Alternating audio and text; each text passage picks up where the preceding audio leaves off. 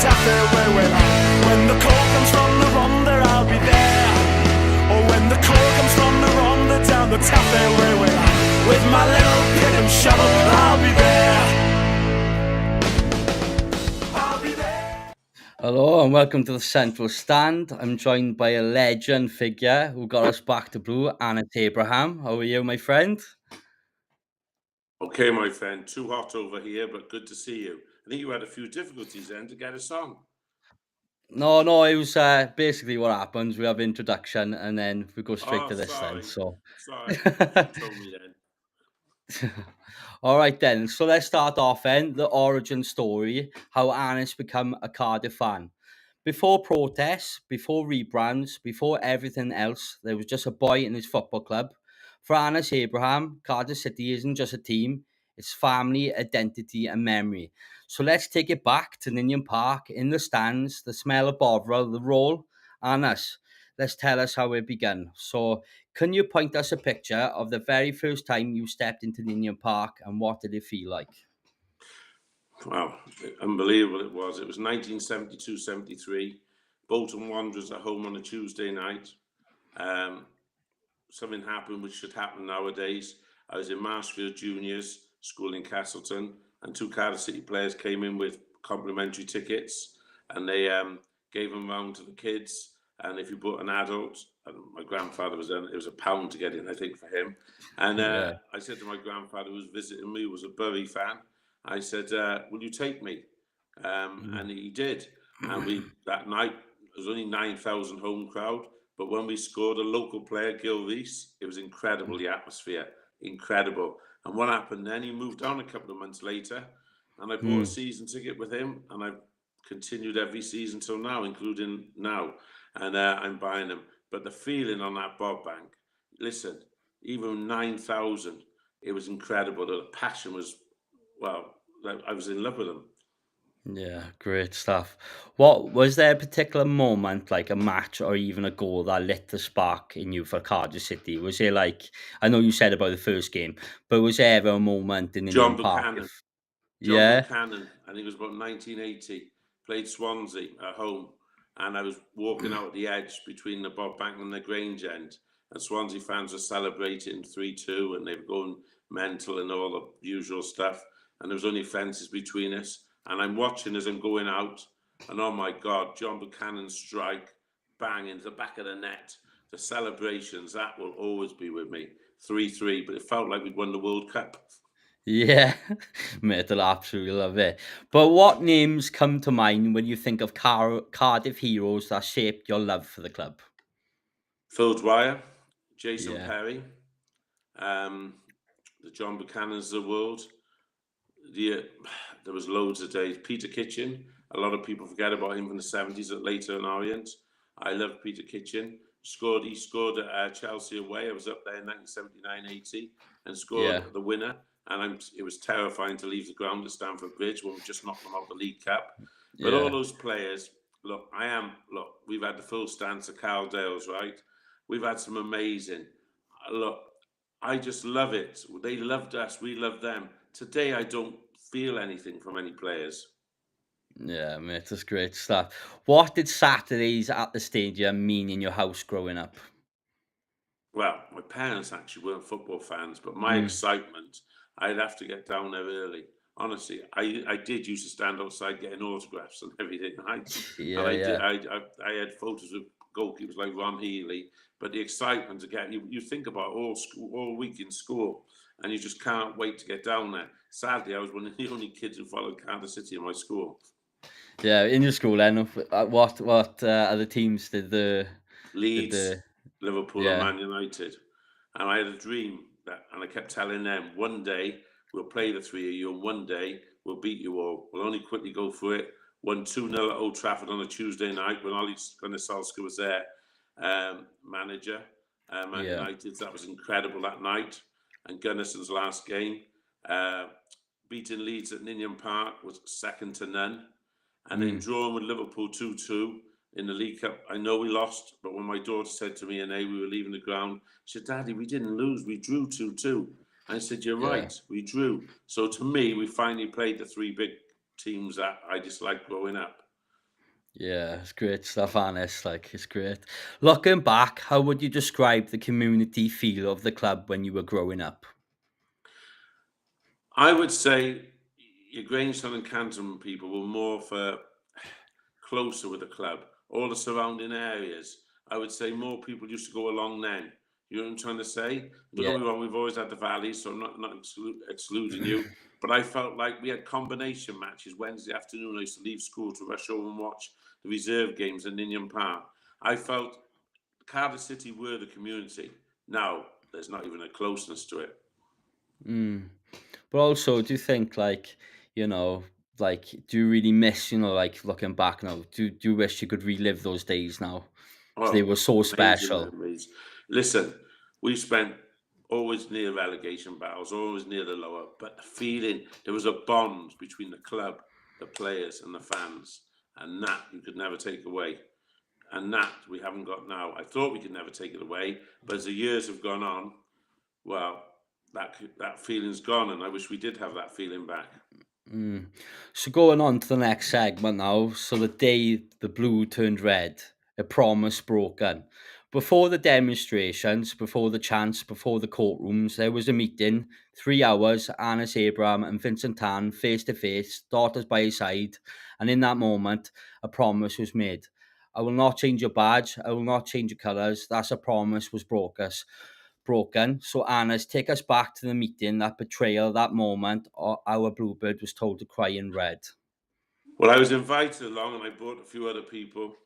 True Blue and a few other people came along with me, and they marched and talked along with all these entourage or whatever. But I was invited to have a chat for 3 to 3.5 hours with Vincent Tan, and I was invited into Forest in training grounds. And I'll be honest, Stu, when I met him, he was full of laughter, full of joy, fun. I joked with him, and he said straight away, "I see you're true blue, and your daughters." I said, "Yes, we'll always be blue." And he said, "Let's go through it and let's talk about it." So I said, "Will you tell me why you want to be red?" And he said, "The future's red, the future's bright. Red is lucky. Red is you make money out of it. Everything about red," he said. I said, "Yes, but this is a football club, it's our identity." Anyway, we chatted and we chatted. And then he pointed over to our badge, which was up there at the time. I said, "That means everything to me." He said, "I can see that." He said, "We won't touch it." And I said, "Please, just do not do this to our identity. Please do not." And he said, "I'll tell you what, we won't change the identity. We will put red somewhere, maybe the away kit." I went, "Do you know what? I really enjoyed speaking to you, Vincent Tan." And after about 3.5 hours, we shook hands, laughed, left his side. I know what happened. He went Mm. back of what I'd been told, and he spoke to Julian Jenkins, Wayne Nash, oh my God, the secretary we had at the time. Um, and they've all said, "Don't listen to Anis. He's the minority." Uh, Honestly, he is the minority. And to be fair, they actually proved right, because when we turned red, the majority accepted, sadly. Mm. Yeah. Also, mate, do you know these photos here? Do you know who took the photos? Something to do with him, nothing to do with me. Nothing to Hmm. do with me. There was about 25 photos taken. Yeah. When you found out the colours had changed, right? Uh, anyway, was it a rage, a heartbreak, or both? How did you feel when, I didn't. You still don't believe it. You still don't take it in. So I arranged a meeting in the Ninian Park pub within a week, and about 50 of us turned up on a Tuesday, Wednesday night. And I thought, this is good. We've got a good 50 from all different areas of South Wales. And I thought, if we can get this 50 together, we can get bigger and bigger. But sadly, to the next meeting, which was in the Municipal Club in City Road, only about 20 of them turned up. A lot of families turned up, a lot of families. And that day turned to one of the most saddest days I've ever seen in my history of following Cardiff. When, like, Gwyn Davis, who I'd known for years, Big Sam, all them, they were my friends. And all they did was belittle, and it just turned it went sadness. It broke my heart. And they all ran out, the families and the children. And that today has never been forgotten. And a lot of them people were too scared, those families and people, to ever be able to say about the love they had. They'd been run out because they wanted to stay blue. Hmm. That broke me Yeah. that night. And they were friends of mine, and that's what hurt more. Yeah, this is a question that most probably falls into that. Did you feel betrayed not just by Tam, but by who those around him Well, who listen, stayed you're right. silent? Tan, I don't like him. He had no right to do things. But when you see fellow Cardiff City fans actually say it's just a colour, the badge is nothing, and we move on, move on, move on. Well, you don't do that. That's not true. We're blue. I was born blue. Cardiff City's blue. Look, Mm. Rangers ain't going to accept red. Celtic's not going to accept yellow, whatever. I asked that to Malky Mackay, and he said I'd never accept a change of identity for Celtic. So, no, it betrayed me more because not only about them not doing it to us, but surely it's their club. And they're saying it's still Cardiff City. It was not Cardiff City for 4 years. As a parent, like, with my own daughter, like, I'm a proud bluebird, but how do you explain to your children, that the promise that about keeping the blue was broken? And how did you, as a family, feel about the whole incident going red, Anis? At the time, my two daughters I had with me, the one understood it more and was actually really hurt by it, and they was Alexandra didn't really understand it as much. But when we turned up for that game in the night on a Tuesday night against Brighton, 1 second, I got to let the dog out. It's unbelievable. Well, hello everyone, welcome to the When show. sorry, when That's all right. that Tuesday night when I walked in that stadium, they were handing out thousands of red and white scarves. I walked with my daughter, and we're covered in blue. I just couldn't believe people putting it around them and taking photos of themselves. And we surrounded in red. So just before half time, I just walked out. I walked out and I did say to myself, never come back. And I respect those who never came back. And I thought, no, I'm going to fight inside the stadium for it. I'm going to stay and fight for this. I'm not going to disappear. And I'll never forget people like Wayne Anderson, Dib Anderson, Carl Curtis, friends of mine who, there was 10 of us at the beginning, stood in an Indian stand saying we'll always be blue. And everyone was looking at us, so we'd gone off. Everyone was looking at us, so we were. So what happened over the next 2-3 years? I used to walk around the stadium underneath, and people go, "Right, Anis," and they'd have red scarves and red tops. I go, "Sorry, but you're in the wrong end." "Oh, don't be like that." Yeah, what the hell? You don't just give it away because he gives you free stuff.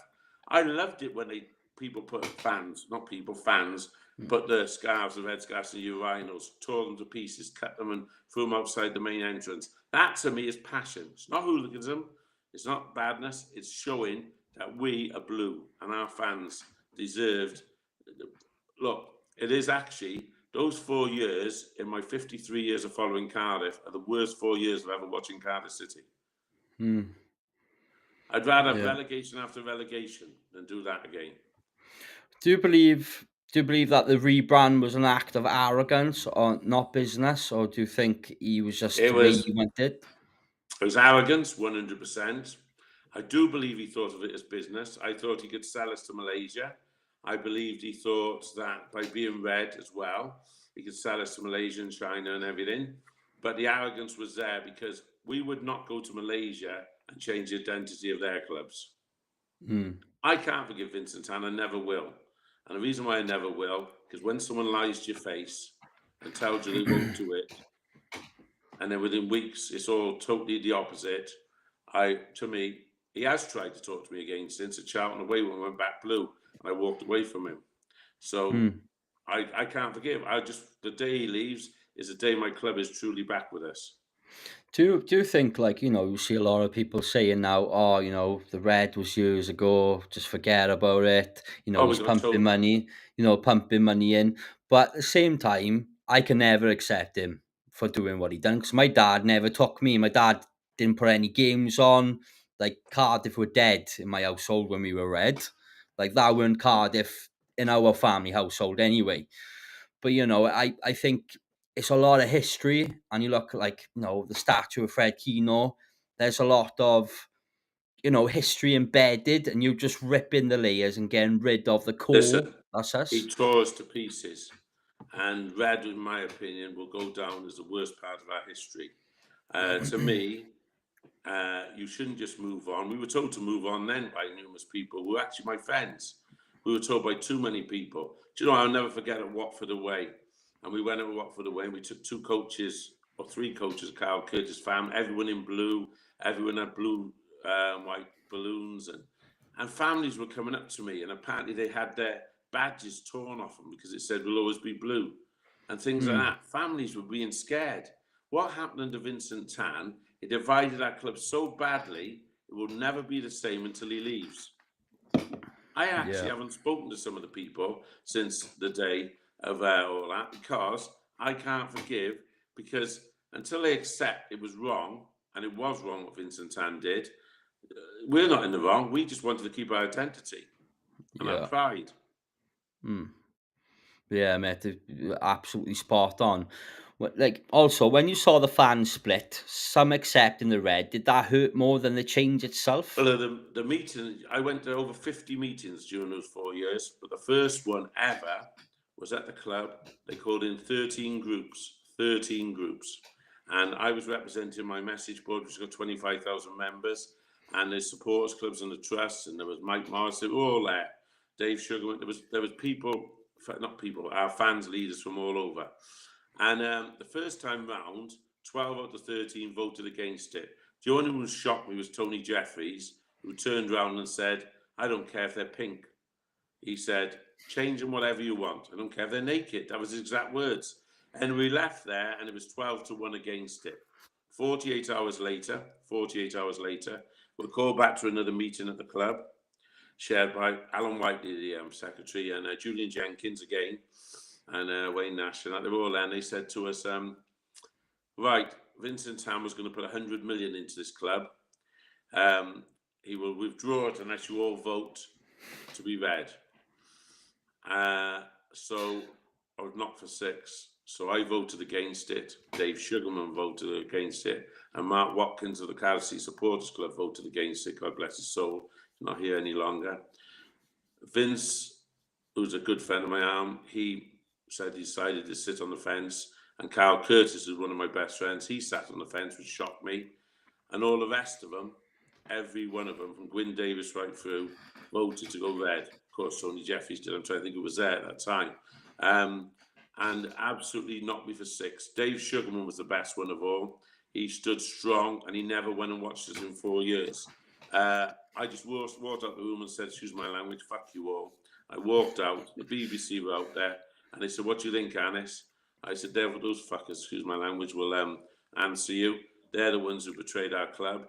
And I just got, as I'm getting in my car, I saw Tony Jeffries and Gwyn Davis and putting on their red tops for the BBC. And well, the rest is history on it, which is sad.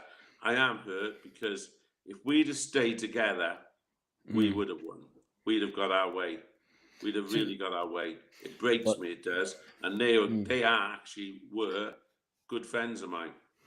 Yeah, I know this has been hurting for you for a long time, and like for everyone who's watching this is very exclusive. This is the first time you've proper come out with all this. But a question I like to ask is, Anis, you know, the people on the fence, what did they say about it? Why did they not just two blue, or did they not turn red? Well, Carl is one of the biggest words because he was my mate. And to be fair, within weeks he said, I don't know what I did that for. And he actually fought for it back. I then went to Vince and he said the same. He said, look, I will be fighting from within. I said, what will you be doing then? He said, I will fight from inside the club. I will be the one who finds everything and does everything and fights for us. I'll never give up. So that's why they said it. They said, look, it was pure blackmail what was done to Vince, what was done to people like Carl. It did confuse them and it was blackmail. But I do know there was a secret meeting done before we got there. I know there was a secret meeting in the room an hour before. So people came out of that meeting, right? They had already been told to vote for the red. Dave Sugarman, I know for a fact, he never forgave them ever. Matt Watkins never forgave them ever. There was 3 of us who never forgave them. It's sad because I honestly believe if we'd have had something like 12-1 the first time round, what could he do? Every group would have turned their back on it. I do know there is some good news. When those red shirts are the lowest ever ever sales in the Premier League. Even Wimbledon, when they were top flight football, sold more tops than we did. We had the lowest ever sales of football shirts. I think the thousands that were made were given to Africa as gifts in the end. Yeah, mate, I thank you so much for that. Thank you for sharing that information. I know you've been keeping it in for a while, but how does it feel now getting it out there? And Well, people you need know, to know the truth. There are people who cared about identity. I'm not saying those people didn't care about our club, but why not stay united? At Ninian Park, that would never have happened, but we could go on. And it does hurt, and it's taken away my heart sometimes, because they were people I'd known from the 70s. yeah. So right, let's go on to segment 3 now. From then to now, the demonstrations. When the colours changed, the fans responded with banners, with marches, with voices. We showed the world what passion really looks like. The demonstrations back then weren't just about colour. They were about identity. They were about the truth, about defiance. Now in 2025, protests have been happening again. Different reasons maybe, but the same spirit. So how do these new demonstrations compare to those that came before? Are we louder, softer, smarter? So let's talk about the flight then and now. So the question I got for Demonstration, you, the demonstrations I've been involved with, right back to the Tony Clemo days, to the thing, were more passionate. They were more. There was a bit of hooliganism in it as well.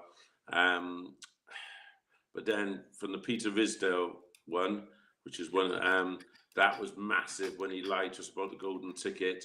And I persuaded 10,000 fans. I didn't persuade, but I put it out on his behalf, saying the money would be spent on players for Dave Jones, and the money never got spent. And he paid the Inland Revenue. That was incredible, passionate. That was special. Right, but going up to how it is today, Vincent Tan. To me, the demonstration should have started years ago. We've done an amazing demonstration to get our, which took us 4 years, but was second to none when 10,000 marched. That was special when our fans united, every supporters groups, the 13 supporters groups we met in a friendly hotel after 4 years, and Vince and all that said, enough's enough, and we all got together and we did it. Sharon Panson, Bluebirds Unite, was fantastic help. Her last 2 years joining us was second to none. I will say that was hard work to get them. We even got the trust on board, which was a shock. But that was special. That day we fought and marched, and were together with one policeman on his own. I will tell you now, that was a special day. I felt pride was brought back to our club. But ever since then, we've had our blue back. We had our bit of a promotion and a thing. Surely the fans can see that we're slowly being killed and drained. Our heart and soul is being taken out, and our passion. And the last couple of demonstrations, it was good, the one against Swansea. And we went in that ground and we gave our heart, and thank you everyone who turned out. But then they all called for more and more. And I was hurt by the numbers against Oxford, and everyone said you should support Ramsey. Well, we do. We supported, as soon as we went in against Swansea, we support the team. When we did against Risdale, we went in, we beat Middlesbrough 1-0. We always support the team. We don't go against a team. It's a hierarchy. But of today's demonstrations, those that turn up have been amazing. But the numbers low is quite sad. There's not enough. We're divided. Tan has won endowment on a lot of things. They now know they can do whatever they want, because they'll get a silly letter off the trust and a letter another week later, which then they'll have a meeting and they can't put it out for 10 days.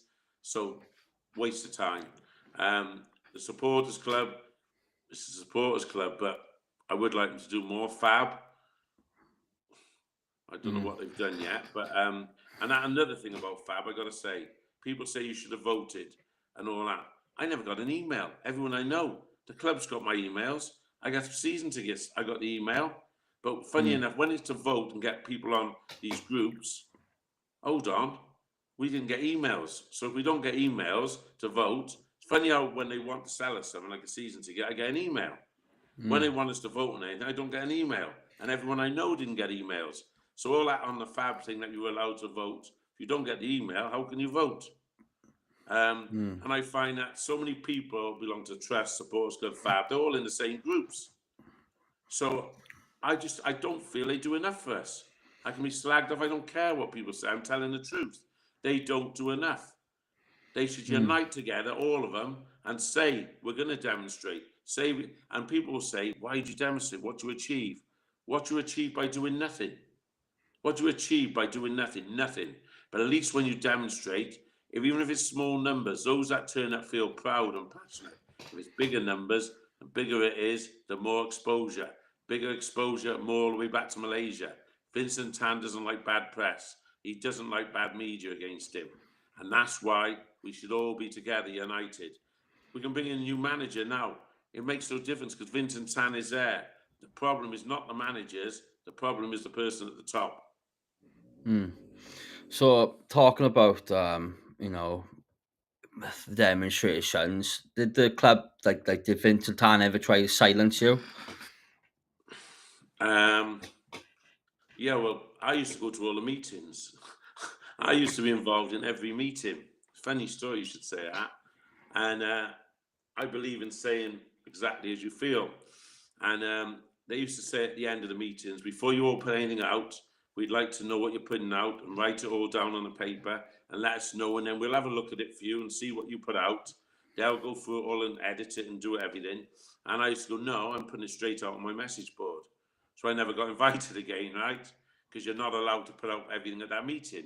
Well, in my opinion, if you're telling everyone in the group, all the supporters club, we're representing the supporters, so surely you should put it out. You're never allowed to put out stuff from the meeting immediately.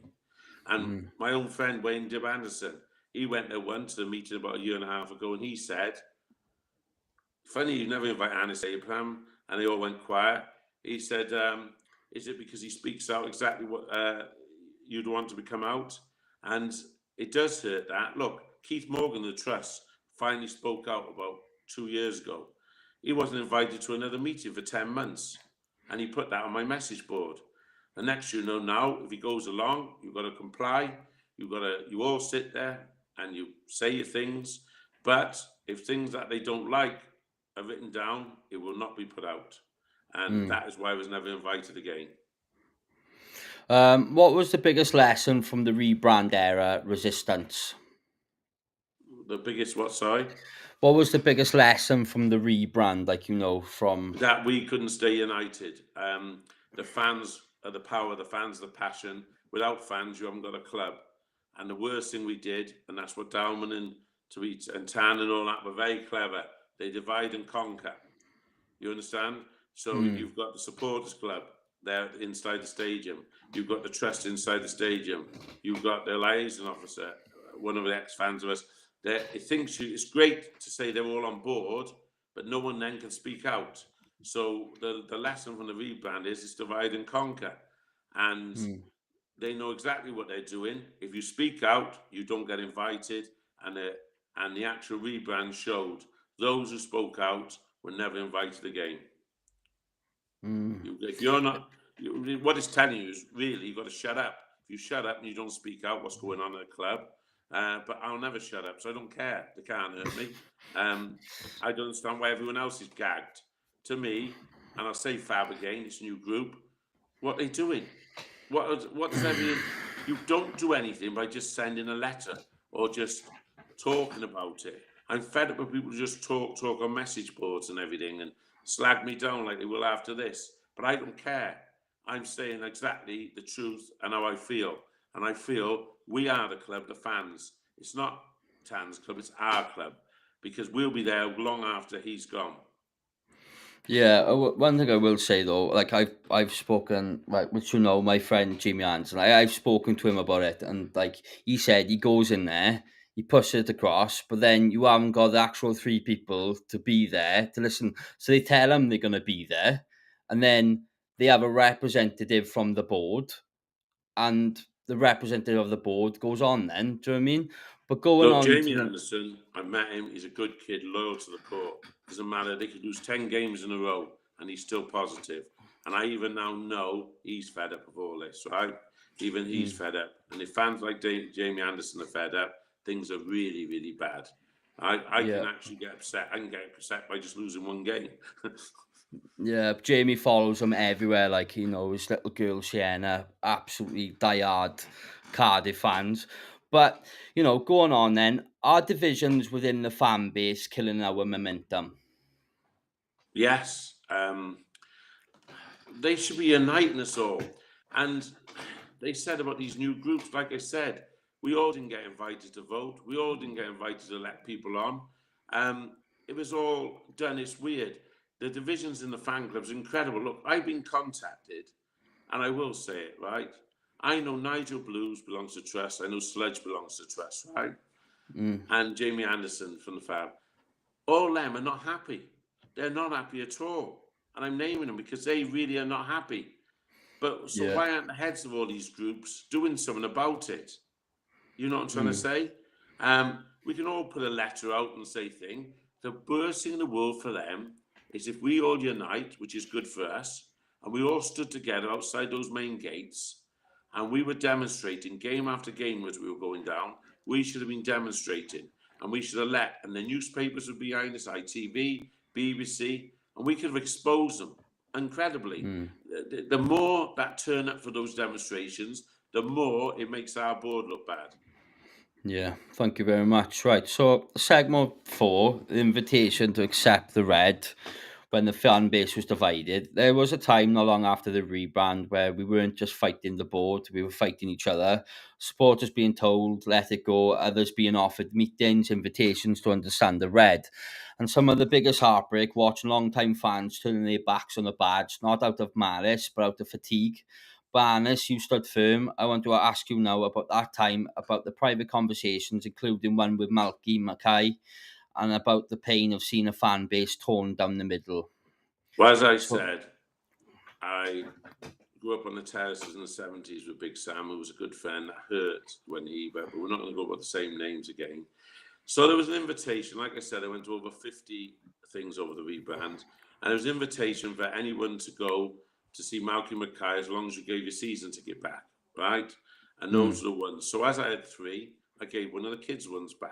So I was invited to the Malky Mackay meeting. And up I went, and there was Julian Jenkins, there was the secretary, Alan Whiteley, and Malky Mackay. And there was about 40 of us there. Dave Sugarman was there, as I always said to you, Mark Watkins was there. So us 3 amongst about 40 fans. That's all they would allow maximum. You had to get your name quickly in. It was a room which only held 40. And they brought Malky, which I thought was wrong. And Malky said, I want you all behind me now. I want everyone, it's about the team. And everyone was going, but Malky, our identity. But he kept not talking about that, Malky Mackay. So I shouted, Malky. He said, yes. I said, you support Queen's Park, don't you? He said, yes. I said, and you support Celtic? He said, yes. I said, I'd like to change their colours. And he ignored me. So I said, Malky, you haven't answered the question. What if I did or someone else change your colours? He ignored me. yeah. And then he went, just so you know, if you don't accept it, we could be Tanner's threatened to relegate us 2 years running. I said, pardon? So anyway, he said, I said, Malky, you haven't answered the question. I'm not going to stop till you answer the question. He said, of course I wouldn't accept your change of identity. I said, well, there you go then. I said, nor do we. And I said, I'll tell you what, me personally will accept 2 relegations to keep our identity. And the whole room, every person shouted, here, here, here, here. And they took Malky Mackay out the room immediately. Ushered him out, he was gone. Should never have done that to him. Yeah, thank you very much, Arnis. We should have done it, but the club shouldn't have, not the club, the hierarchy shouldn't have put him in that position. Yeah. Were there heroes behind the scenes we never got to thank about getting us back to blue? But there's loads. There's loads of look. There's so many passionate. Like I said, the last 2 years, Sean Branson bringing her on board was fantastic because it doubled our numbers and we got stronger and stronger. Look, Carl Curtis was a friend who fought then. I know he wasn't there at the beginning of it. I do know, and I chatted to Vince all the way to Sheffield United and back the other day. He said, Anis, I promise you, I give my word, I fight behind the scenes. I don't let things go. was the heroes? Malcolm McCann, Mallow, right? I hope you're listening, Mallow. I don't know whether you know, but he had all his. He used to do all the drains there, and he used to do all the different repairs, virtually for nothing. And they said he had an email saying all your lads can't wear blue anymore to work, right? They've all got to wear red, right? Mallow said, pardon? And he told them to fuck themselves, excuse my language, in a letter, and said, I won't be told that my men and me got to wear red to work, to do the building work. And he lost any contracts. So that's a hero, because not only was he doing things for nothing as well, he was actually, as he got bigger and bigger, he did make some money out of it, which is right for a thing, but he gave that up for the belief of the blue.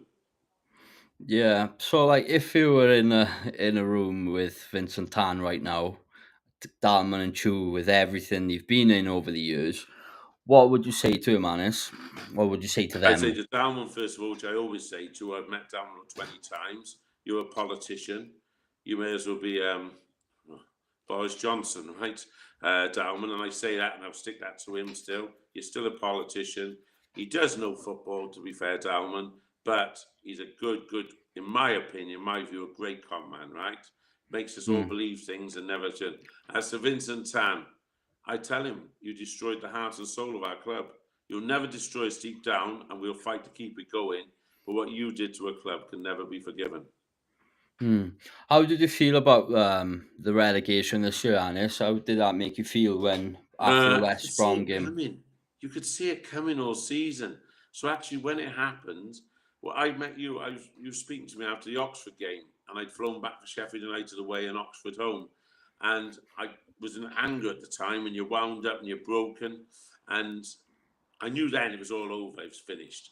But there is a difference. Years ago, when we used to lose a game, I wouldn't buy the Football Echo on a Saturday night. I wouldn't buy the Sunday papers or the Monday Echo. I couldn't read about Cardiff City for 3 days if we lost a game. So I was really broken in them days. Now, I was hurt, but I've looked at the positive. Here we go. I go back to grounds I haven't been to 20 years ago. The fan base away will be second to none. We'll sell everywhere out. And I hope we come back up within 2 years. I wasn't as broken as I would have years ago. I think Tan, if you break someone and smash them down, in the end, you're not hurt as much. Yeah, I think on the West Brom game, I think I had a few tears. For me, I haven't really seen. I've seen us relegated from the Premier League, but we've always been in the Championship as far as I can remember. Anyway, I've seen us but 9 years in the 4th division out of 12, and yeah, I saw us relegated non-stop. Saw us second from bottom of the 4th division. Look, but there was a difference. We were united as a fan base. Our fan base in the 70s, 80s, and 90s was united. It was even united in the early 2000s. But I wasn't as broken as I would have been in the past. Look, I tell you something, this is very important. People say, where would we be without Vincent Tan? There'll always be a Cardiff City. We're too big to be lost forever.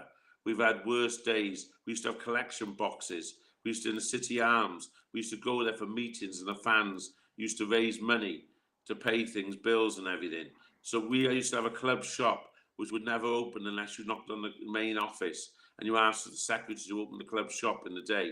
So we've had way worse times. The difference with this is there's no love left at the club. There's no feeling. That's what's worse about this. It's been destroyed.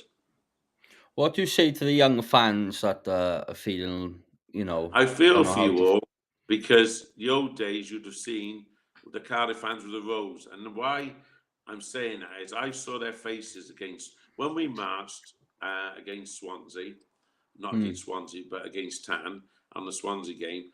A lot of our fans were young, and I could see they loved it. They loved that they could actually be united and sing and passion. And that's what they're missing. They're missing the days of when the fans really could show that what we're about. And I do feel for you all now, because you can't even take a banner in that ground. You're not even allowed to take a sheet, a banner, a flag. It's like a dictatorship. You're not allowed to do anything. If you stood up in your seat in an Indian stand and you got told 3 times you have a 5-match ban, they've killed it. The young fan is not feeling the passion. The way the stadium is being run is absolutely unbelievable. We are being dictated to in that stadium. It's not about hooliganism. There is no hooliganism in that stadium. But you are not allowed. If you wanted to put a banner up, Tan out, you should be allowed. If you want to cheer and everything, you should be allowed and stand at your seat. Fans are banned for the most simplest things now. Yeah, what talking about that as well. Like, do you think like the seating arrangement, like That's because pathetic. you sit by the away fans, don't you? Every season, yes, they're putting us wider and wider away. Right? So the away fans sound louder. The away fans are loving it now. I've spoken to many players over the years, and the way the stadium's being.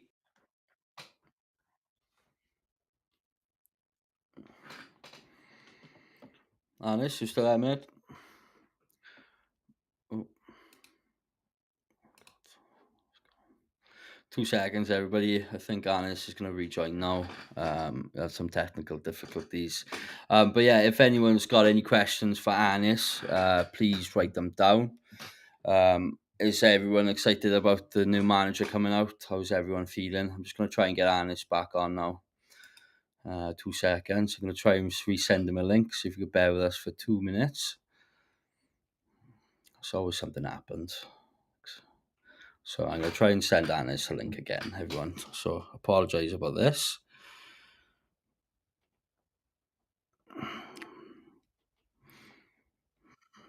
Oh, there we are. I think he's back on now. Hello. I have to put you on my phone now as well. That's right. Mine, whatever. You still there? Yes, I'm still here. Can you see me? Who disappeared, me or you? No, I think you disappeared. I think something happened. I haven't used that iPad for 2 years. Sorry about that, everyone. I do apologize. It's fine, mate. We worked well this far anyway. But no, so like with the seating arrangements, do you think the seating arrangements need to be changed? Definitely. What's wrong? Well, first of all, families shouldn't have been next to the away fans because they're the ones who take abuse. But let's be honest, the Cardiff stand fans should be next to the away fans, and the reason why people say there'll be trouble. We've got the best CCTV in the world at stadiums. Once you've banned a couple of people, if you think they've gone mad, all they'll do is be passionate and sing. Why can't fans be either side of the away fans, making it feel that it would be bouncing? That's why Ninian Park bounced the last few years, because you had the Bob Bank and you had the Grange End all close, and then you had Section A of the grandstand all close. That's why we used to drown away fans. Now, all you ever hear is away fans. I know fans from all over Britain, and they say when they come to Cardiff City, first words, we've left that ground and your stadium was soulless. But it's our fault, not the fans, the people who run it. They don't do that to Wales games. Yeah, you do see with the Wales games, but how are you feeling with the? We got relegated, but then we had this with the Wassermen coming in. How did you feel about the choices of them, like the short list we had? How did you feel about players that? Coming in and out now? No, about the managers that were given by the Wassermen. Were they the candidates like Ian Everett? Des Buchanan. This is the biggest joke I've ever seen in my life. So they put out Dalman and everything, and the Media Wales, which are the puppets of Dalman and everything, but they put out that we're going to now get agents, and we're going to do a search Europe. We're going to search the whole of Britain for 7-8 weeks. It's been going on, right? They haven't searched anywhere. They got Gavin Chesterfield, ex-Barry Town manager, to decide what was best and then giving him to Tan, right? I think it's an embarrassment. You must think we're fools. And I know the anger's there. What the hell are we doing? We're a massive club.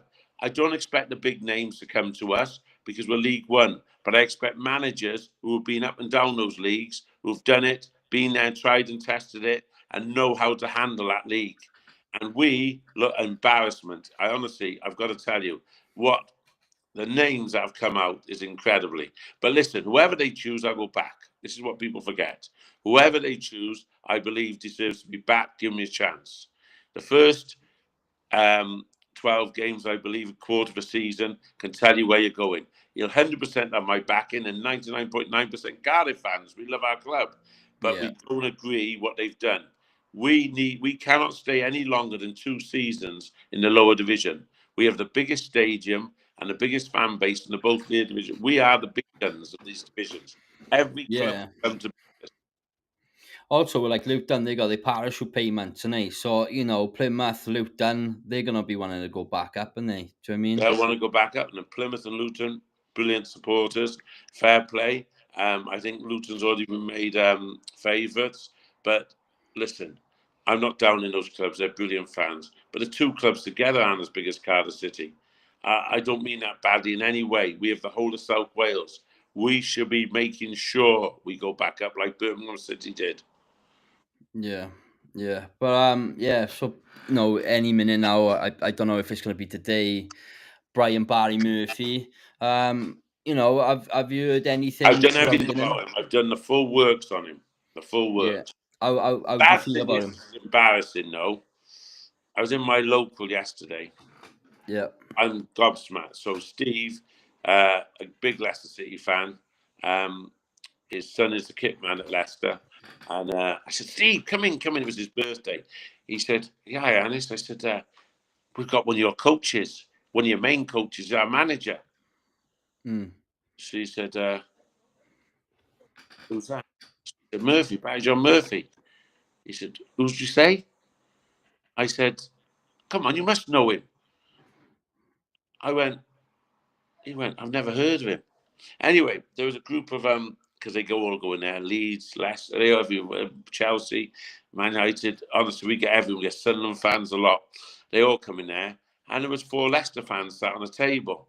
So I thought, I've got to ask them 4 as well. Someone's got to tell me all about him. Not one person had ever heard of him. Then I find out he's just one of the backroom coaches, right? He's nothing about really major senior.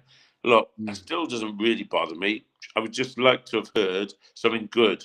I'd like to have heard say, whoa, you've got a good one there. All the best. Good luck to you and all that. But no one had heard of him. So, look, his CV's not good. 2 years with Rochdale. Got him relegated in the second season. His second number 2. He's been out of work ever since. He was there in the relegation. But he had a brilliant CV at Man City with youngsters. This is why I do find positive. Very positive. He's worked with youngsters at Man City, right? And I would have said, we have a lot of youngsters. And if we keep those youngsters, we have the best youngsters in Division 3 League 1. That is my positive side. My other thing is, will he take the pressure, though, of Callum Robinson? Will he take the pressure of our senior players, Joe Rose? What I'm saying is, we are massive. It's like being in the Man City Academy. It's like being a coach. But to be manager of Cardiff City, the media is massive on you. The fans are massive on you. Is he ready for this? Because I'm telling you, I don't want another manager by Christmas again. I'm very disappointed in the appointment, but I will still fully back him. But I am very disappointed. So, talking about fixtures next season, is there any fixtures you're going to or looking forward to? Well, Bradford City is one of the main ones. I can't wait because I lived there for a couple of years and followed Cardiff, became very friends with them. I'm loving to go to the places like Lincoln again. Exeter City to me is amazing. I love it all. Steve, I've never done Stevenage. Looking forward to going to Wimbledon. But look, I will try my best. Can't always get back from Spain. Sometimes it takes me 8 hours to get back from spending on the traffic control and everything.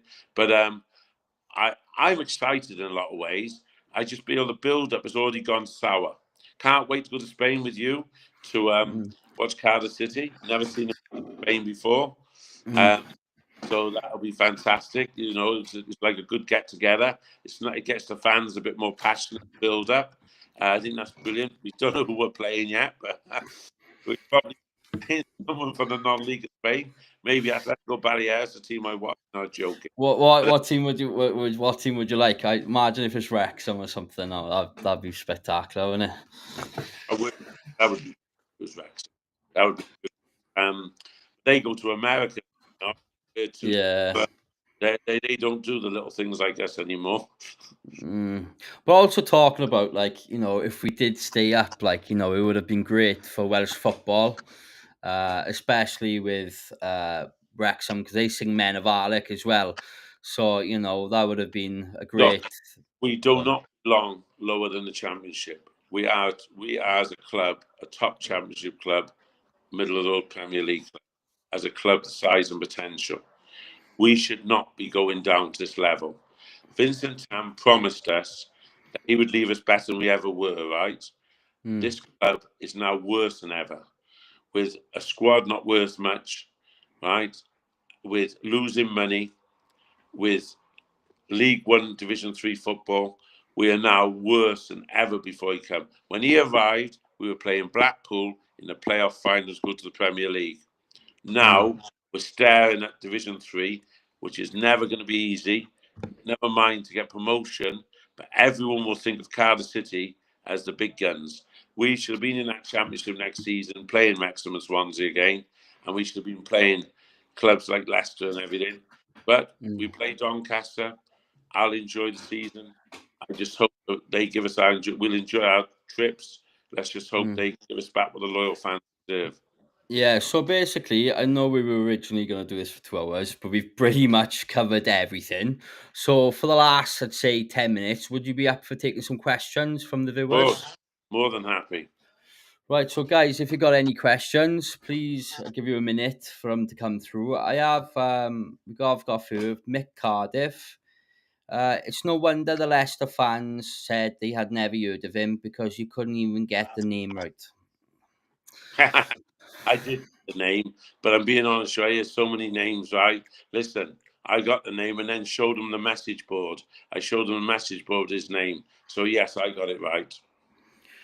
Right, so the Jack Brian Barry Murphy will either be the second coming of Christ or one of the worst managers we've had. Um, we really don't know. I'm watching who his coaches are going to be. The coaches that he brings him as backup is what will mean a lot to us. Look, what happened last time? Omarisa, not only himself was not up fit, but he was surrounded by not experienced coaches. So I believe, and also it's about how much Vincent Tan backs him as well. That is critical. How Vincent Tan backs him. Hmm. Uh. Well. Right. Okay. Can I say, I Yeah. want to say something to you. We forgot something which I really wanted to say to you. The Yeah. main words people say to me all the time is, if Vincent Tan leaves, who's going to pay it? Who's going to keep the club going? First Hmm. of all, the past 3 years, Dowman has lent us 36 million on interest. So Yeah. Vincent Tan has been putting a penny in the club. Been Hmm. down and lending, then getting millions back in interest. There is a total difference in the company to do with it. So it has not been Vincent Tan ploughing the money in, like the media keeps telling you. That I needed to say. Yeah. Kyle Burston. If you could, right, hang on. If you could be in a room with Wayne Nash, what would you say? Well, I know Wayne Nash very, very well, and he's always been good to me and respectful. But I'd say he's got it wrong. Totally got it wrong. You're actually killing the passion of our fans. Look, we've got it trouble free, fantastic. We've got it no arrest, fantastic. But we can still be allowed to show passion. We can still be allowed, and I'm telling you, he's doing it wrong. And I'll say it now. That stadium is soulless, I'd say. Wayne, that's you have personally made the stadium soulless. Thank you very much, Kyle, for that question. Welsh Rod. Anis, do you think we'll get promoted back to the championship at our first attempt? Originally, yes. Now, by the name of the manager, I'm 50-50. I do expect us to be in the top six most of the season, even with this, because the players, if we keep the squad of youngsters we've got, and we keep some of the senior ones we've got, right, and we keep Salak, our striker, and we keep him, then this team is probably the best team in the League One. So if the manager can really manage them, then yes. Also, thank you very much for that question. Jordan Davis. If you don't get the financial backing and a good manager, you won't get a good football league to come in. I don't know. Well, if you don't get a financial backing, then we're wasting our time, aren't we? If he doesn't back him, like I said, we've got a good basis. But you've always got to add, because some of these players that are still left will go. So if there's no backing, and there's got to be backing. There's got to be backing because he's going to see, hopefully, Murphy's going to think, we're weak on this part. He's got to be allowed to bring his own couple of players in as well. He has to be.